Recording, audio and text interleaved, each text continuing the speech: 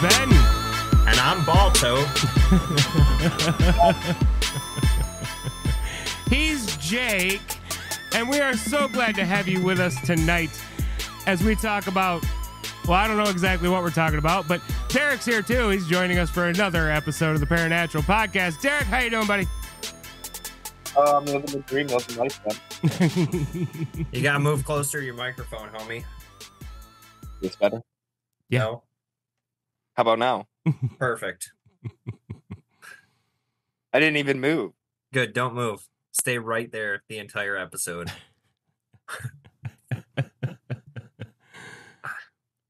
All right, How fellas. we doing? What are we talking about? We are talking. You remember, like a month or so ago, how I did the Paranatural States of America? Yes. Well, we're on Alaska. All righty. And we're doing some Alaskan hauntings, Inuit creatures, that kind of stuff. Well, hell yeah. Lots of Mhm. spooky stuff in Alaska. And Derek was so nice to do half of my research for me. Woohoo. Yep. So he's on here and he's going to tell some stories about some things that are difficult to pronounce. Keep in mind, it was under the premise that Jake would take some time out of his busy day and play a video game with me. But as it turns out, that didn't happen. Guess who called you after an hour, like they said, and guess who didn't answer? I answered, and the thing is you were like, well, I'm still busy working on some shit. When you called and talked to me. I called you at 4:30, like I said I would. Yeah, and then I called you back and you didn't answer. No, you didn't. Fuck you. I got proof on here, suck a dick. So do I. Where's my phone? All right. Anyway, back to the On this episode of Family Court. Yeah. On this episode. Derek, do you want to get started or do you want me to? You go ahead and get started. I'm pulling up the history on my phone. Holy cow sacks. Oh, look at that. Well, I can't. I'm off the screen. Okay. well, this is good for YouTube. It'll be all right on YouTube. On the audio, not so much. All right. So I'm going to start with something that I heard about quite a while ago. I just never knew it was an Alaskan thing. It's called the keelet. Or, I guess, keelut. Are either of you familiar with Derek? Don't answer. Ben, are you familiar with this? Is that the person that turns into a killer whale? Nope. Oh, okay. No, this is a lot like the black dog that we did last week. Oh, tie-ins. Yep. It's almost Yep. like he planned this. Yeah. So, the keelet is described as an evil earth spirit that takes the form of a black hairless dog with only hair on its feet. It's much like the black dogs of Great Britain, following travelers at night, attacking them and killing them. If a trail of a dog tracks are found that suddenly disappear, it is believed that a keelet is nearby. This creature is an Inuit legend, one who hunts people during the winter, but it's not actually a predator in the strictest sense of the word. It's a spirit of the netherworld. The keelet, also known as the Qiqirn. Qiqirn.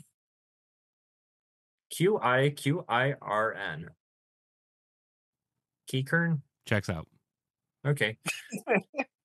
Is sometimes referenced as the spirit of death or an evil earth spirit. While it is actually a spirit, it takes the form of what some believe is a true cryptid. To be honest, it's hard to say which is more frightening aspect of this creature, that it's an immense, malevolent, black, hairless dog with the sole purpose of preying upon humans, or that it's also a spirit that doesn't necessarily abide by the laws of physics. The keelet's mythological cousin is the Church Grim, which we talked about. Right, Ben? That we did. who stalks those traveling at night, which results in an untimely death. The major difference between the church grim and the keelet, though, is the fact that the keelet doesn't have hair except on its feet. They say that this makes their tracks in the snow disappear easily, and, the common sense part that they could sneak up on you a little better, which gives an advantage of stalking prey without being noticed. Aside from their predatory nature, these creatures have other similarities that transcend the separation of culture. Both are known to act as a harbinger of death. They feast upon the dead, and in Inuit folklore, the keelet is known to attack lone travelers. The sight of one can cause disorientation, then eventually hypothermia, and then death. So I found this kind of a fun story about the keelet, and I would like to read that now, if you two are groovy with that. I mean, go ahead, buddy. It's kind of what we do here. Okay. When I was younger, I was riding a bike home from a friend's house when I encountered a keelet. I live far north, and it was mid-December, so we were about halfway through a 3-month blackout, which means it was 24 hours of dark a day. It was late afternoon, but if it weren't for the streetlights that lined every street, I wouldn't have been able to see a thing. I had to pedal slow because I was bundled up not only in my heavy clothes, but also windproof coveralls because we were pre-blizzard. I stopped halfway up the hill that led to my street to take a puff of my inhaler and rest my legs. Poor kid.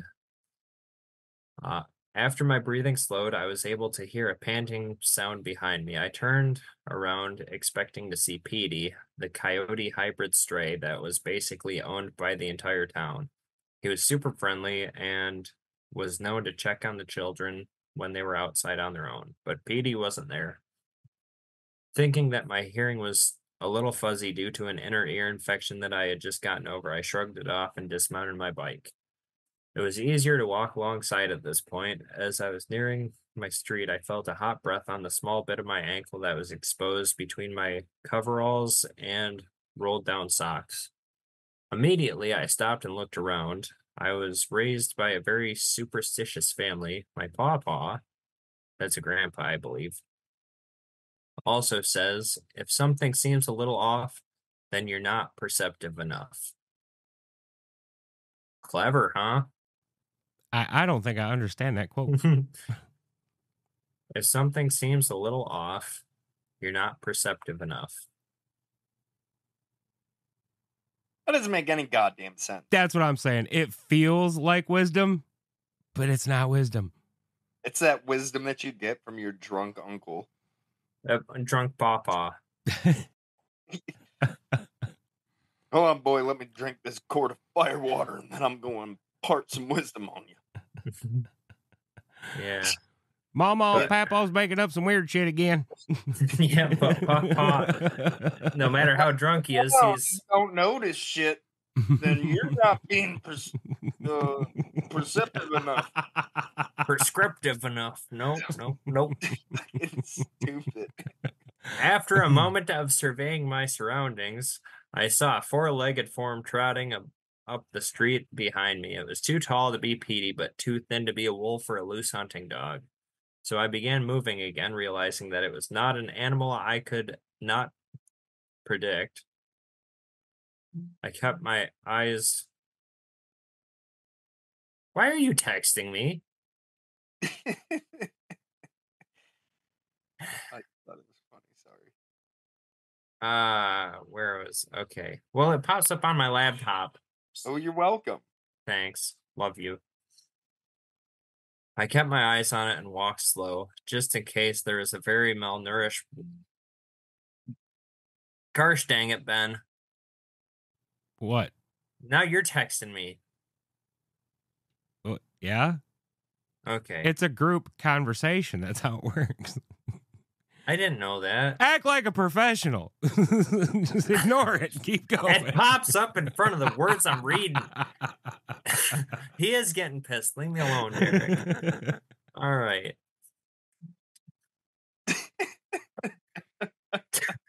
Just in case it was a very malnourished wolf that was looking for something to eat. It was only when I turned slowly onto my street that the animal started walking faster. Its movements were so strange and it made grunting noises that almost sounded human. When it suddenly began running, I pushed my bike towards it and dashed up the hill toward my house. Our street is essentially a dirt road that turned into our driveway. The dirt was muddy from melted snow and I kept slipping. The rocks cut my hands, but stopped me from falling into the snow. And my ankles kept rolling. At one point, I couldn't catch myself and I ended up sliding a few feet downhill. That's when I felt a searing pain on the back of my leg. I cried out and rolled over to kick the animal off me. That was when I got a good look at my attacker. It was definitely a canine of some kind, but it didn't have any hair. Its skin looked like a black metal under the flickering street lamp overhead. I didn't get a full look at it though because I immediately started kicking it in the face with the leg that wasn't pinned by its teeth. 2 good strikes to its face and it jumped back enough for me to scramble to my feet and begin running again. I could feel blood rolling down my leg as my house came into view.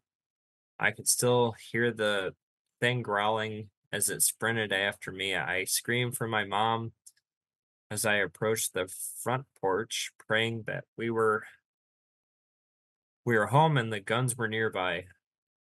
This guy must have been a speedy writer. Aga, which I don't know who that is, opens the door less than a moment after hearing my shouts. She says that all she saw was me half running, half crawling up the driveway, and that was all it took for her to run outside in her pajamas and bare feet. She heard a sort of howling noise as she picked me up and ran up the steps. We got inside just as Katie was running out of the den with her 50-year-old AR-7. The rifle only worked 40% of the time, but it was the only weapon that wasn't locked up in the bedroom closet. I wrapped my arms and legs around Aga and buried my face in her neck, sobbing violently. She could feel the warm blood from my leg against her, and she immediately rushed me into the kitchen and calls Katie's mother, Mary, or Mary, as I call her, who is staying at my Aunt Gloria's house. She is a nurse, and she would know better than any doctor or shaman in town. Mary could hear my cries on the receiver and immediately got moving. Gloria, like everyone else in my family, lived in the same property, so it wouldn't take her long. Kitty came in after about 10 minutes of scanning the perimeter of the house. She was soaked from the sleet that had started falling, and her hands were freezing as she ran back in and started examining my face and neck. But by then, Aga had gotten me to sit on the large ironwood dining room table, and they worked together to get several layers of clothing removed off of my stiff body. I was still in shock and couldn't assist them for the painstaking process.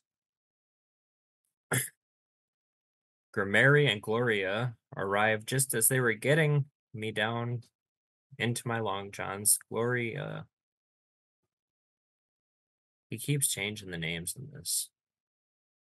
Gloria had called my Uncle Cal and Papa before they left her house. I can remember hearing this and feeling a little relief that, unlike any other, in my mind, they were and still are the strongest men in my world. If something hurt me, they would make sure that they would kill it so it would never come near me again. The 4 women had panicked once they saw the source of all the blood. There were 5 large gashes about 5 inches long, and I don't know if I believe it, but a half an inch wide. Luckily, Mary essentially had everything she needed to treat the wound, but she was adamant about getting me a tetanus and rabies vaccine ASAP. Cal and Pawpaw gathered a posse. A large group combed the woods and streets of the town, and there was a lockdown due to the possibility of a rabid animal. Everyone stayed inside for nearly 24 hours until the men were able to confirm the coast was clear. Whatever attacked me was gone. When I finally cleaned up with the drain put in my wounds, Cal sat beside me on my parents' bed and asked me to recall everything that happened leading up to the attack.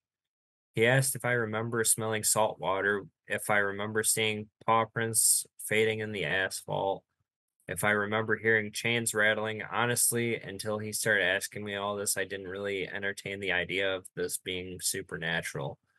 I thought it was just a sickly wolf or a coyote that wanted to claim one more victim before going into the woods to die. Goodness gracious, I thought there was less of the story. Pawpaw drew me some sketches and asked me if any of them looked like what attacked me. When I pointed at one that most resembled the hairless beast, he immediately kissed the side of my head and hugged me close. If anyone read my previous post, they'd know how bizarre this was. Pawpaw was a very stoic Inuit man. "What is your problem?" said the guy. I Who thought you were never talking to me. he never showed affection.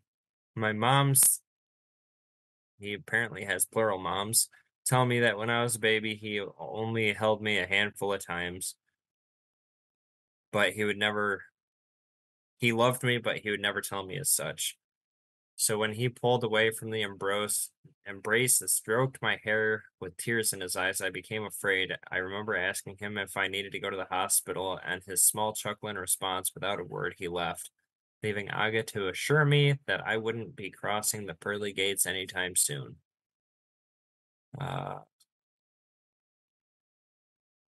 In the 1950s, Pawpaw had a friend that went by the name Howdy.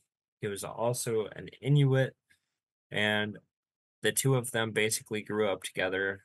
When they were about 15, Pawpaw joined Howdy in a hunting trip about 100 miles north of our property. This took place during a blackout as well. As they trekked through the thick bush of the tundra, Pawpaw remembered seeing Howdy about 5 feet ahead of him, but suddenly he wasn't there. There was a howl, a scream, a growl before the overgrowth to Pawpaw's right began to rustle violently. Before he could react, it went silent. He found Howdy's body about 10 yards away from the path. He was mauled and mangled to the point of being unrecognizable. But Pawpaw knew it was his buddy. It took him 2 days to carry Howdy back to his truck so he could drive him home. Throughout the arduous hike, Pawpaw could see large prints in the mud ahead of him. As he drew closer, they would disappear. When he was finally to the truck and setting Howdy to the bed of it, he saw what he knew was responsible for ending the other man's life. The keelet.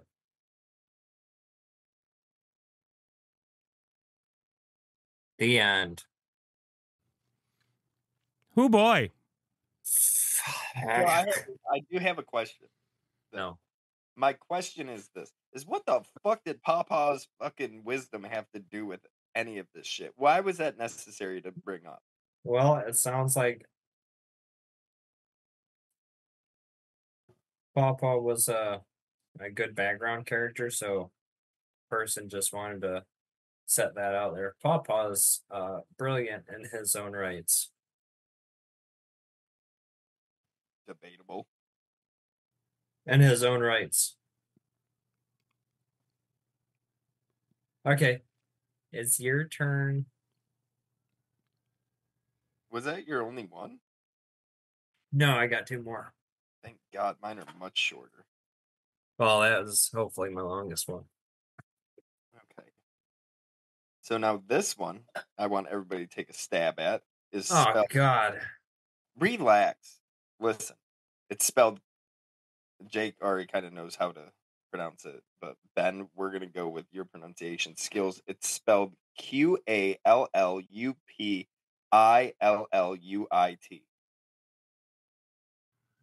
All right, hold on. We're going to do this one again. Ready? All right. QALLUTILLUIT.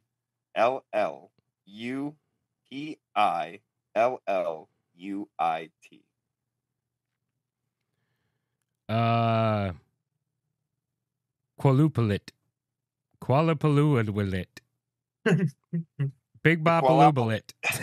It's a K. Beluga tits. I don't know. It's a K at the end, though, not a T. So Galupala quick. It's a Qualapaloopic. Kalapalik. A Kawapalik. Tequamina. Squapple. I don't fucking know. Kalapalik. Cow tits. Big old floppy cow tits. It appears as though none of us know how to pronounce it, so that's good. We're gonna go with the Qualapalo. I think it's Kalupalik. Well, I told Jake that I was gonna pronounce these in like a Native American accent. Yeah. Ready? First Nations. You intolerant bastard. My apologies to the people. It is pronounced Kolakapalukaplik. Better. I mean, this final episode of the Paranatural podcast. Jesus Christ, you guys haven't been canceled by now. You're not going to get canceled for this. To be fair, you actually said something intelligible that time, so better. You got called stupid, Derek. That's not what happened. That is not what happened at all. Oh, you got called smart for once. Anyway, what the hell's a qualapalapalakablik? So, this is what I wrote down for this. Koalapalik. The Kualapalapalukik is basically the Inuit equivalent of a pedo boogeyman, but instead of rock and a thin pencil mustache and thick glasses, driving around in an '88 van with blacked out windows. It has long hair and fingernails, green slimy ass skin, and sports a parka. And cruising just beneath the icy waters, ultimately they have the same goal: to be snatching up all the children. Most are thought to be of a feminine persuasion, considering the garb that they are in is predominantly a woman's coat. In some stories, the children are eaten or kept in a stasis type state as to maintain the creature's long hair or youthfulness, right? So kind of like a fucking weird, like picture like a siren kind of thing from Greek mythology. And that's kind of what this thing is. Other stories say that children are munched on simply for the sake of being eaten. For hunting tactics, it is also said that they create a hum that lures the children to them, at which point they are then pulled into the icy waters. That's why I equated them to a siren. This can be used. Oh, wait, hold on. It is also said that they can shapeshift, a skill said at the beginning only wishes he had. This can be used to exploit the Qualapalco as they rather. Hold on. He climbing in your window. He's snatching your people up, trying to rape them. I know what it is, but not. Yeah. Instead, they try and eat them. That's all. It's been stuck in my head since you said Bigfoot creature thing. That's automatically what your mind went to? Lincoln Park, Michigan. Apparently, we have. You be climbing in your windows, snatching your people up, trying to rape them. You better hide your kids, hide your wife, and hide your husbands too, because they f***ing everybody out. So anyway, so the koala poop, as they are rather impervious in their natural state, it is said that when they change shapes, that they then become vulnerable. So Inuit hunters would sometimes trick them into shapeshifting into a seal or other creatures, at which point they would then, in Ben's terms, get got. Don't get got. Yeah, don't get got. And honestly, if you're a shape shifting Inuit legend, if you shapeshift into, a seal for some reason, the very thing that these people hunted, you would then, in fact, by the form of spear, get got. There is a popular legend about this creature. As it goes, a grandmother, and there are like so many different fucking variations of this. So I just kind of had to pick one and stick with it. So, as this one goes, a grandmother and a grandson lived together, and life had gotten to the point that the grandmother could no longer support or feed the grandson. So she then gave the boy to the the, Koala Poplik. the creature.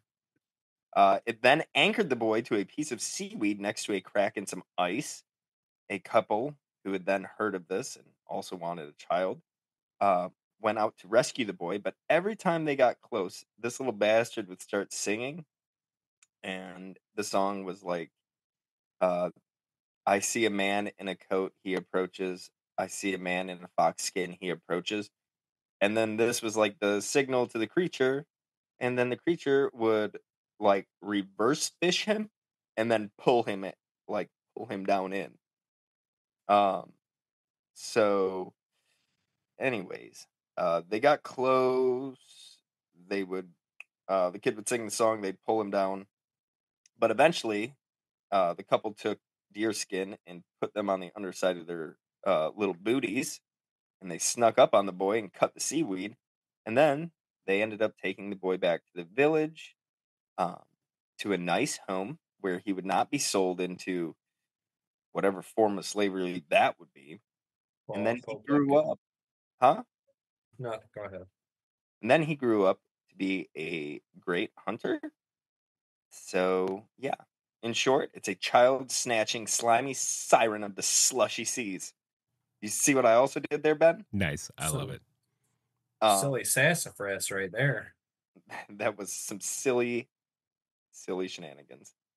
Um, but yeah, so basically, this thing is a siren, and there are a lot of different descriptions of it, from it being green and slimy, to having a giant ass nose. And a couple of the pictures that I saw were kind of similar to Squidward from SpongeBob, but with like a backpack.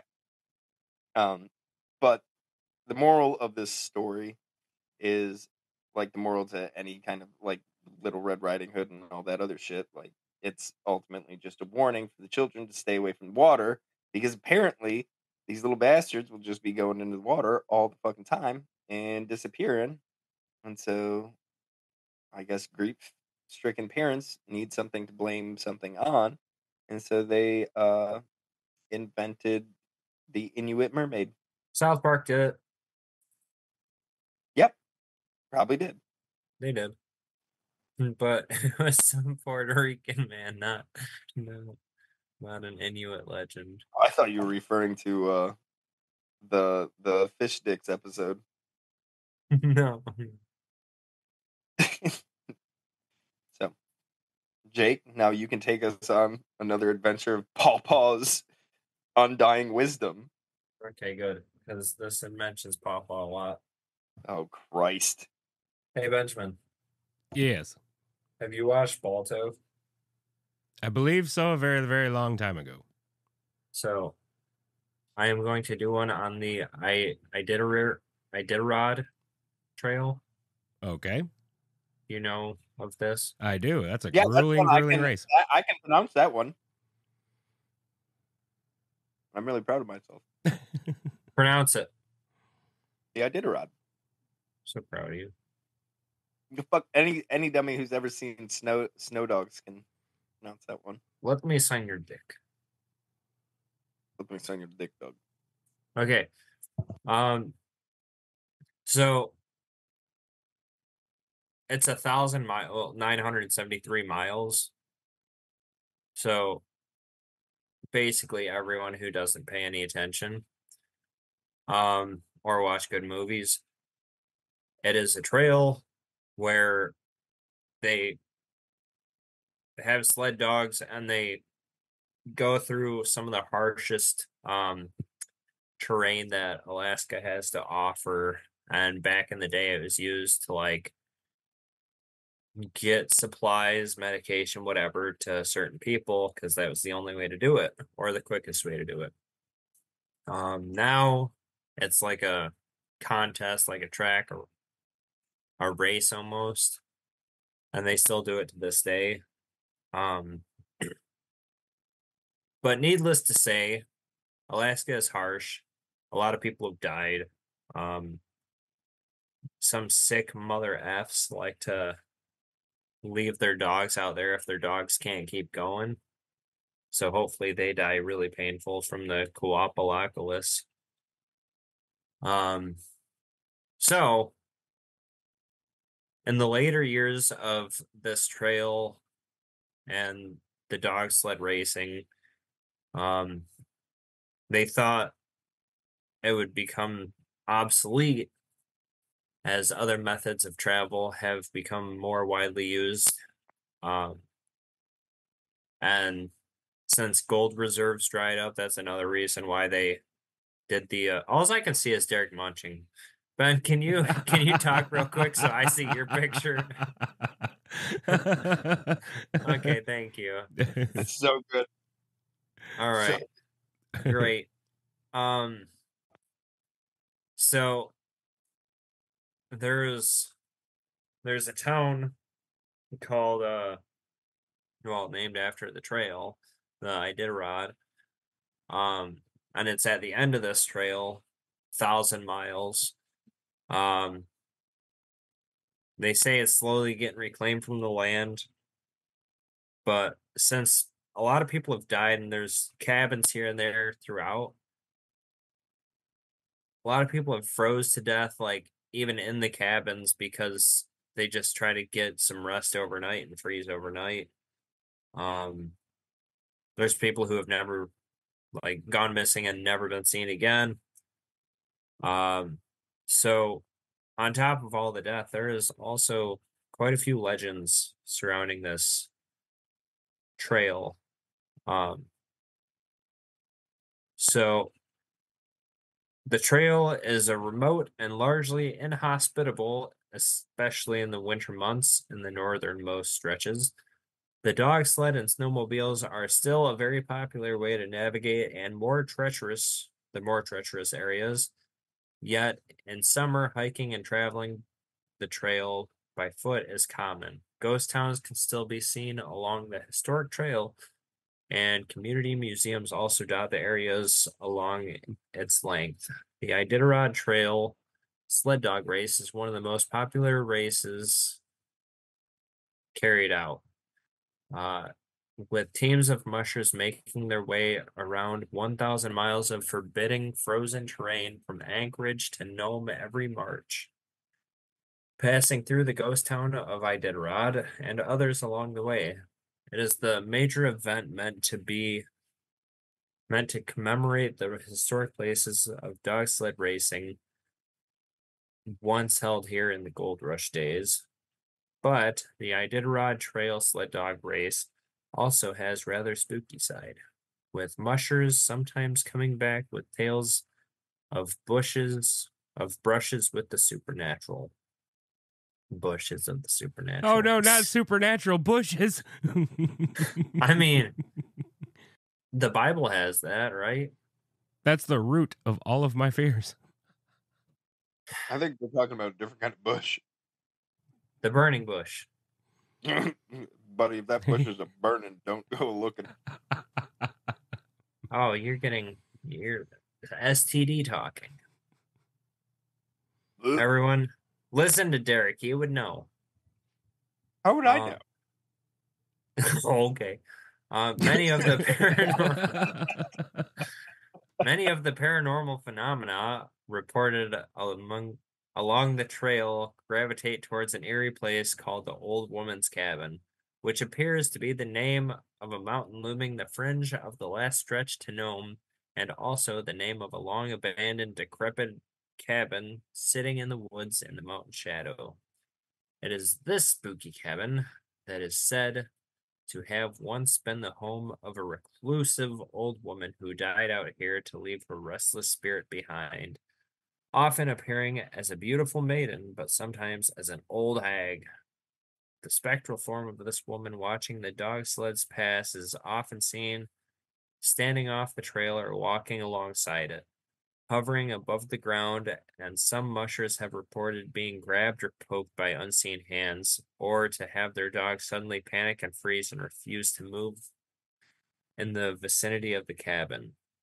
Those who have dared to actually enter the cabin have claimed to have heard an old woman singing to them, or to have been lulled into a strange trance which they are unable to snap out of.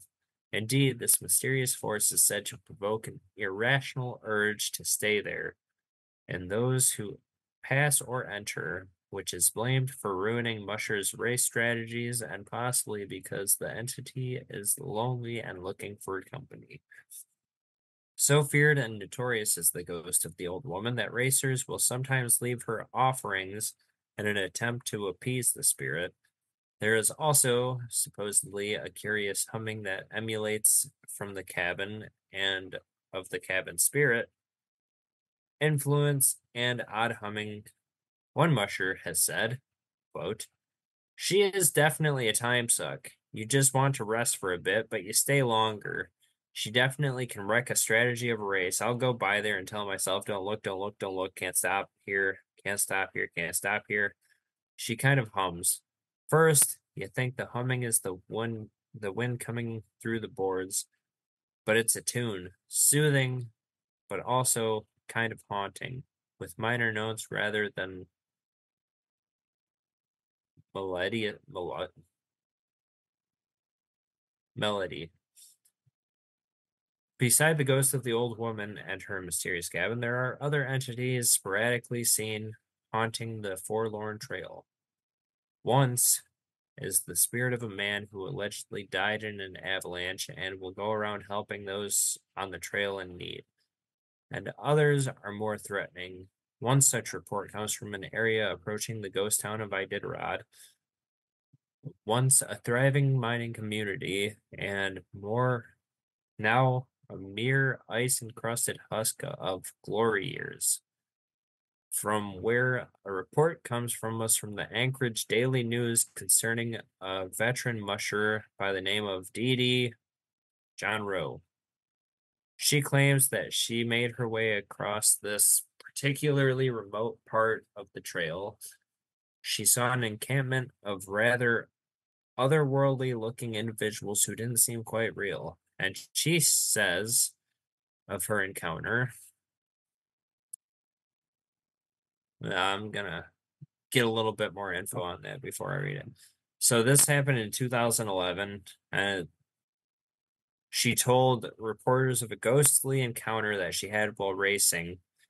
One of the rest stops along the 938-mile trail is a ghost town, also named Iditarod. The town was created by miners panning for gold in the 1940s, but the gold was completely gone and the town was abandoned overnight. When John Rowe arrived in the deserted ruins, she was shocked to see other Iditarod racing teams there with her, although something was off. These teams looked like they were straight from the turn of the century, wearing wolf skins and blankets made of hide. She even smelled the smokes from their campfires and heard the sound of clanging in nearby mines as if the town was still in its heyday. Although Iditarod is physically abandoned almost 80 years prior. It appears also that some souls have remained. And this is what she said. When I came there in the early years, I was certain I saw other teams, but they were old teams wrapped in blankets on the wolf skins. All of these people are there, and you can see and hear and smell the wood smoke. The ghost town clattered with the noise of fire pokes and slamming doors as miners milled around, their arms heavy with gold weights and scales. They weren't happy to see you. They would just look at you like they were hoarding their stuff. You wanted to get away from them. The report of these sorts of hauntings and ghostly encounters in such a cold, uninhabitable region, seemingly wilf- willfully against human intrusions, are intriguing to say the least. Is there anything to them, or is this just tiredness and hallucinations caused by the grueling, windswept journey that most of these people endure? Their imagination stoked by curious, abandoned, crumbling ghost towns from another era along the way? If it is real, then what keeps these spirits tethered to such a remote place? How come you got all the good shit? You got haunted stuff and everything else. I'm not even gonna lie to you guys. I got 3 fucking shapeshifters in a haunted castle. What's wrong with shapeshifters and haunted castles? I concur. Hear me out. There's What? nothing. There's nothing wrong. Huh? That's what I think. Nice. Ugh. There's nothing wrong with shapeshifters or haunted castles, but No, there's not. I'm just saying. There's only so many stories. Honestly, the Inuit people, apparently, they really were afraid of shapeshifters. Real scared of them. So, and when I wrote this, I went into like a succession of my stuff, and the start of my next one goes like this. Speaking of shapeshifting, that's why I had to say this stuff about shapeshifting, because Jake just went on there and talked about this spooky trail. So, speaking of shapeshifting, doesn't really work as that as it goes. So, this one is spelled Amikuk. So, I'm thinking that it's pronounced Amikuk. Jake, thoughts? sure. Ben, thoughts? I try not to have too many of those. Hold on, I'm sorry. I'm getting a bunch of text messages. Yeah, Do you same. think you'll stop talking soon? Goodness. Holy cow sex. Jeopardy theme music. Thanks, Jacob. So, the Amikuk. And again, speaking of shape shifting, the Inuits have another creature that looked into a mirror and decided that it would rather not look like that. Can't really blame it, considering it is described as having 4 arms, leathery skin, or sometimes tentacles, and looks like, and I quote, a disfigured jellyfish. Well, I'm trying to wrap my head around what that actually looks like. Well, Derek's trying to wrap his head around that. Fun fact. Did you know in like 1972 or 1962 or 69, whatever, um, they brought 2,000 jellyfish into space, let them breed for a while until there was 60,000, and then let them orbit the Earth like out and about. Neat, huh? Well, they all just died, right? So then what Uh happened? huh. I imagine they came down as little meteor squishy rights. It's such an odd thing to do. I know, but apparently they fornicated and reproduced faster in space. That's odd. Huh. So anyways, disfigured jellyfish. It is said to be as deadly. So this one's kind of ridiculous. It's said to be just as deadly on Earth as it is in the sea. Um, it is said to live within the ground and attack hunters by, and again I quote, swimming through the ground, or it attacks hunters on kayaks by swimming through the sea. When it's on land, it will trap hunters in a quicksand like vortex it creates by swimming in circles around the target. It also then will jump through people obviously killing them as a result. When it's tired of looking at its ugly ass self, it will turn into a human with distinct unhuman like tendencies, and it will try to trick people as a means to eventually kill and or eat them. If you ever encounter an Amakuk in the in human form, what you are supposed to do is make like a woman and ignore the fuck out of it, turning your back to it and refusing to speak. Eventually, it will begin to offer things. Continue to ignore it. The offers then will go up in value. Again, continue to ignore it. And eventually, it will offer you every and anything that is on your mind that would appease you. What happens after that? I'm not really sure what you're supposed to do at that point. Some of the things said go ahead and then you can accept it, or I don't really know. Oh, and let's see. Um, a word to the wise, Benjamin, because I'm sure you're thinking to yourself, just shoot it, as most people would think. You can't shoot it, because if you shoot it, it will then multiply by 8. And then I started thinking about, like, if you shot it with some sort of machine gun, and as to what would happen then, and then why they would not be just filling the earth. But I thought it was really stupid because it sits there and it talks about it swimming through the earth, and I'm not really quite sure what that's supposed to look like, considering it's a It's like leathery. a silverfish. A what? A silverfish.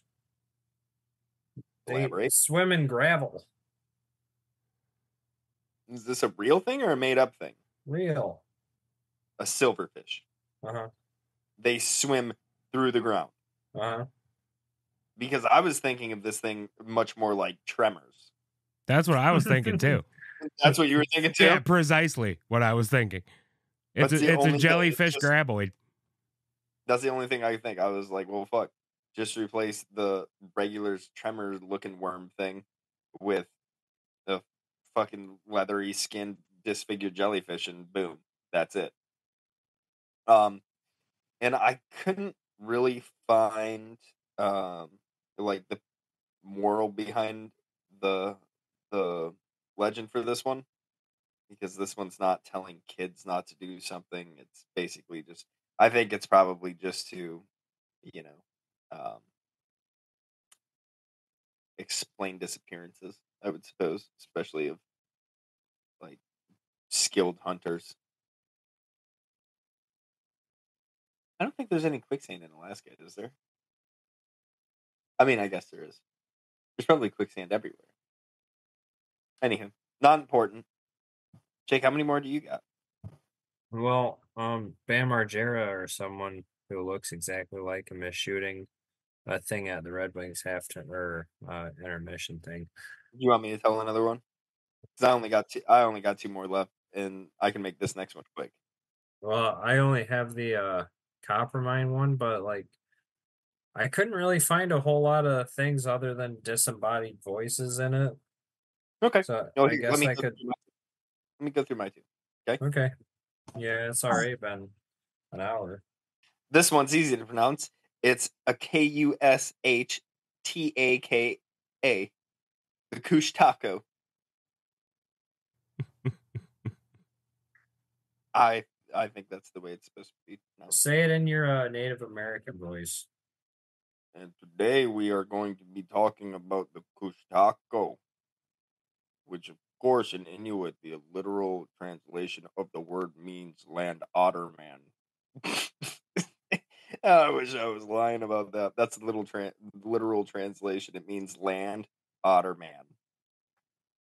You guys gonna guess what this one is? Any guesses?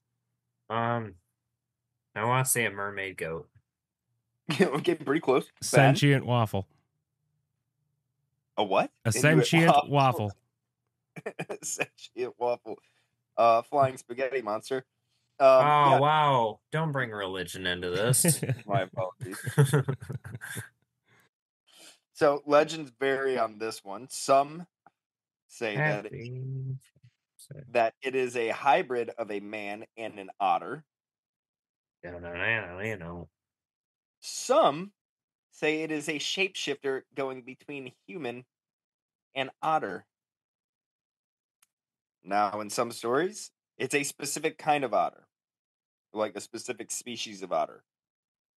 And there are other stories where it's like it doesn't really matter what kind of otter it is. Whatever otter it wants to be, that's the otter it can turn into. And now this one, there's a bunch of conflicting shit. Um, there's a bunch of varying stories about whether or not this thing is good, whether or not it's bad.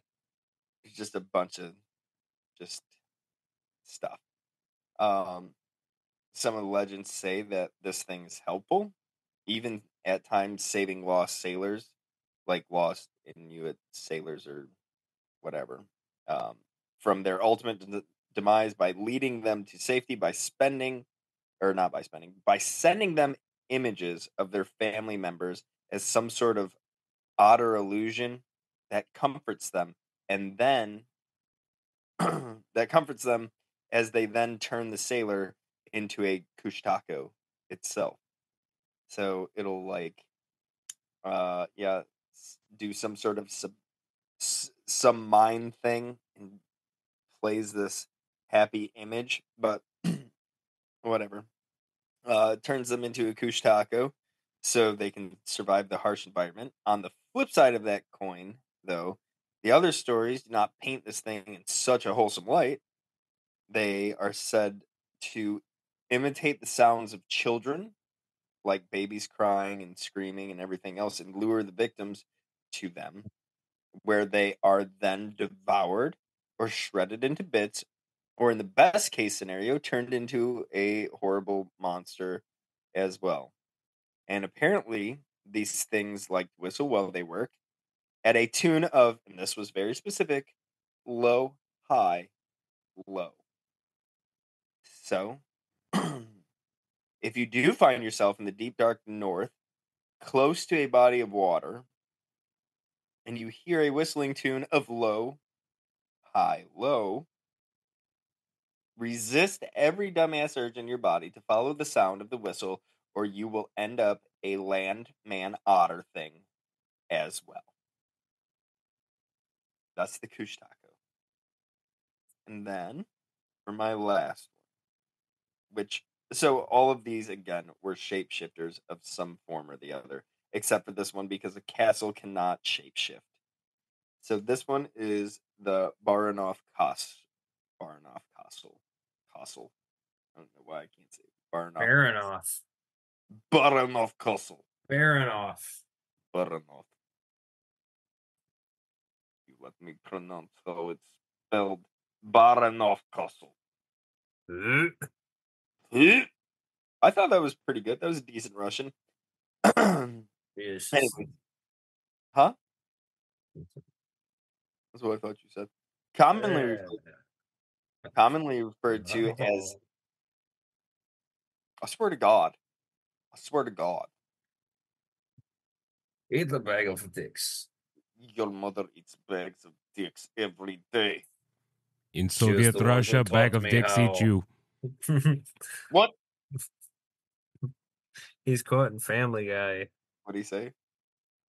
In Soviet Russia, bag of dicks eats you. Fair enough. So this one is commonly referred to as Castle Hill as long as it. Oh, it's commonly referred to as Castle Hill. It has a long history, formerly a. Now this one's also kind of hard to pronounce. It's spelled Tlingit. I think first T's silent, so Tlingit. That's what I would guess. That's what it Tlingit. is. Oh, I know some Tlingit people. do you? Yes, I do. So is that also like a Alaskan Native tribe. Okay, that's what I think. Long history as a lingot. community with a fortification. The Russians who occupied the area during the early to mid 1800s found it to be a suitable place to throw up a castle. So after destroying the native houses and all the other shit, um, they ended up building a governor's home with castle-like features. Thus, we have the Baranov Castle. Now, as early as 1880, well, I should probably explain that in like 1868, that's when everything was like turned hands. Russia ended up saying, "Okay, here you go, United States, whatever. This is yours now." So there was a changing of the guard. Um, but as early as 1880, there have been stories of a blue lady or a black lady. The color of the lady then changes, but it's all basically the same story. Um, the story of a lady that haunts the castle and the surrounding area. Reports have been so frequent, it has appeared in newspapers and other media outlets that have eventually thus spread to the rest of the world and to the lower 50, 49, 48, 49. Right? Silence. That's good. We're just watching you struggle with very basic math. That's not very basic math. I'm sitting here, I'm like, is there 50 or 51? There's 50s. 50 states. Jesus Christ. Wow. I can tell you guys a lot of fucking really good shit. Why? I don't know why I'm having this problem. I feel like because there's different like territories or areas or like what are those stupid fucking islands that they incorporated onto state coins now? The Virgin Islands? Yeah, I don't think they should count. They don't. What are the islands? I think they're a territory or part of one or something. I think if anything we're going to make part of the United States, it should either be Canada or Mexico. Anyways, um, so the reports have been so frequent that they appeared, blah blah blah blah blah. Now, the most detailed story that I can find goes somewhat like this, and it's very tragic, love lost kind of thing. The ghost is that of a Russian princess who, of course, was in love with a man to whom of which she was not set to be married with. Um, in a lot of the stories, he's like this poor ship worker, um, and there's like some baron or whatever guy who or governor or whatever that wants to marry her, and she like or he forbids it, but ultimately she doesn't have a choice, and she thinks he dies or whatever. How all that stuff goes. Um, so she's set to be married, and on her wedding day, being unable to live with the thought of no longer being able to be with her true love, she simply said, "You know what? I think I will be bidding this world adieu." Which she did by using business end of a dagger right in betwixt her chesticles. Sadly, she bled out and was followed shortly in death by the man she loved, as he had come to the castle in hopes to stop the marriage. But of course, it being a day late or a dollar short, um, he then pulled the dagger out of her chest and uh, practiced it kind of the same way that she did it, dead. And um, so on the castle grounds, there is a cross that is her grave marker. Many people over the years, and again since the late 1800s, have seen her mournful spirit pacing the hall, forever trapped in search of her lover. That's some Hamlet shit right there.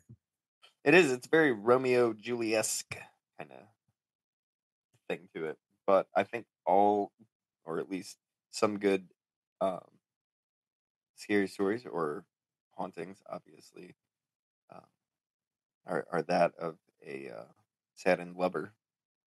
And suicide's always a good one. Dead, staying here forever. Kind of like I feel like that's a purgatory kind of thing. But then again, we're not bringing religion into this. Easy with that religion. And also for a Mexican restaurant, these tacos really fucking suck. That's the last of my complaints. Go ahead, Jacob Dean. Take it away.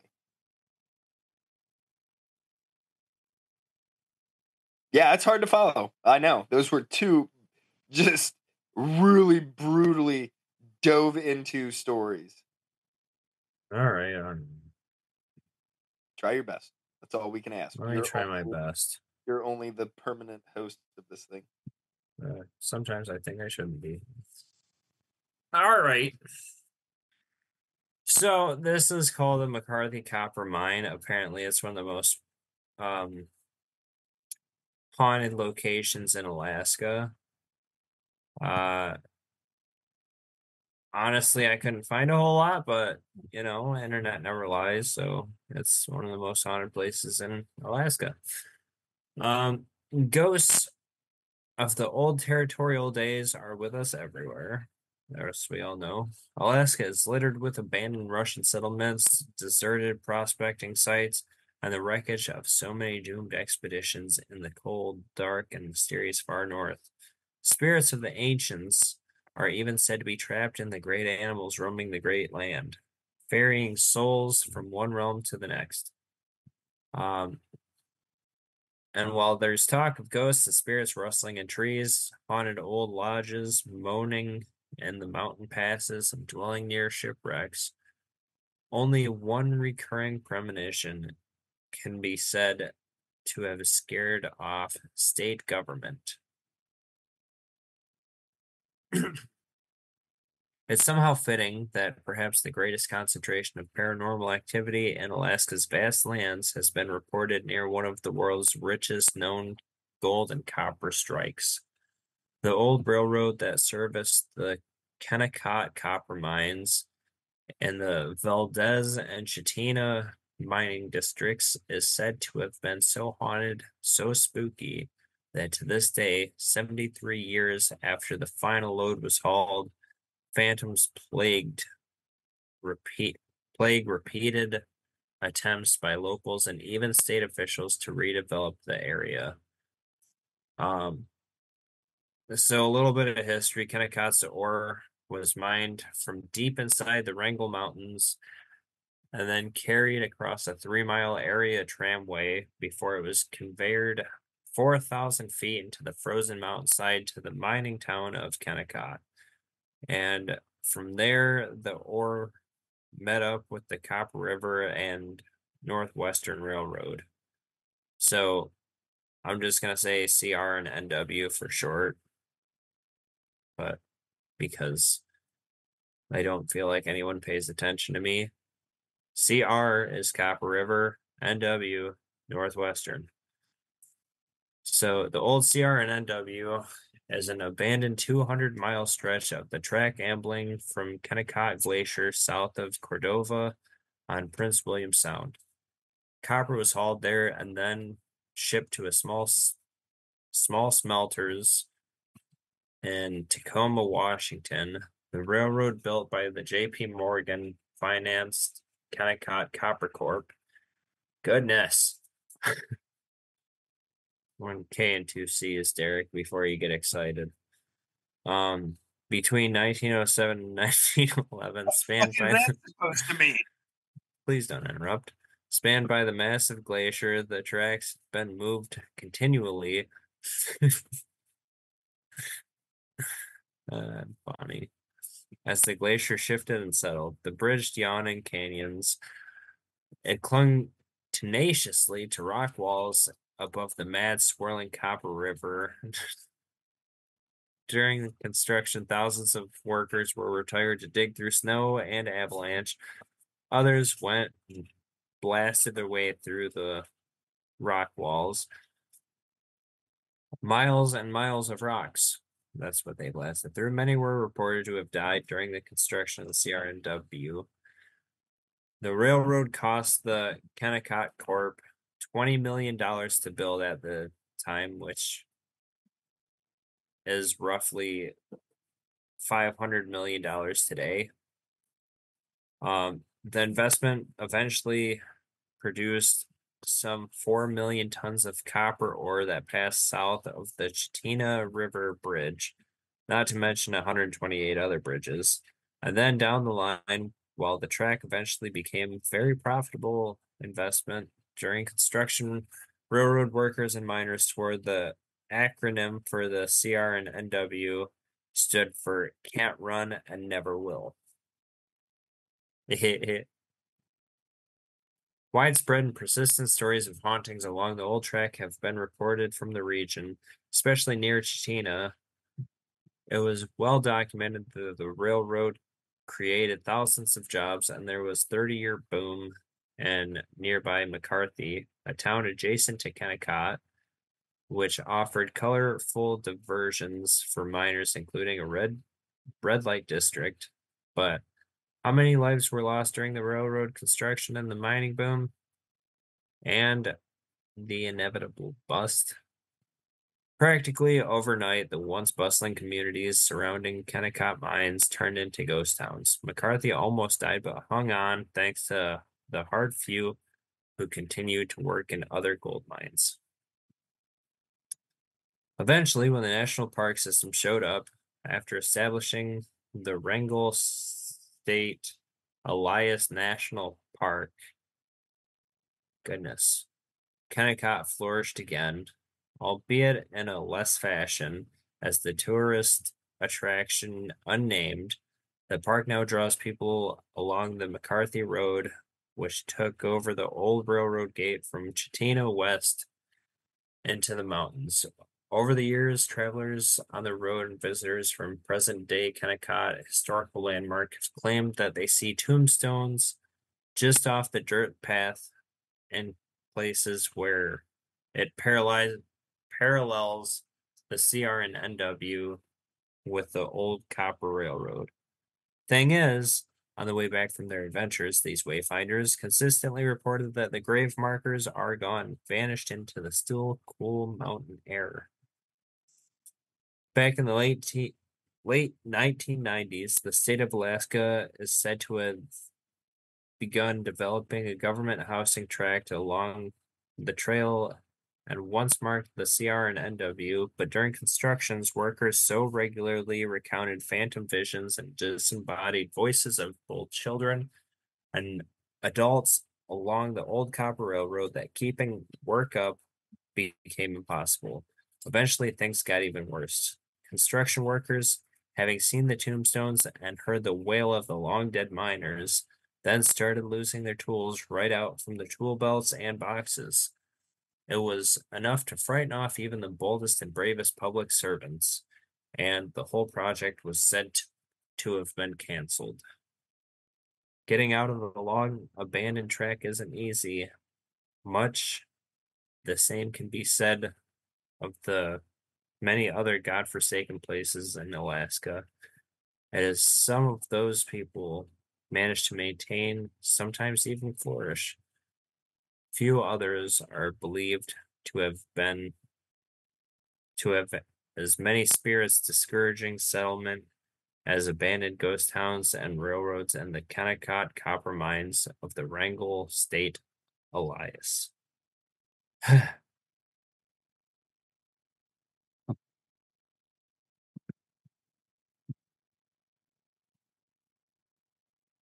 The end. All right, then. Was that it, boys?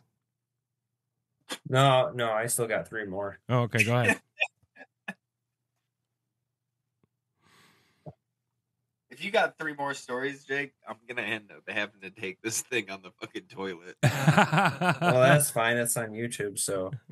Oh, by all means, still get a show for sure. Good.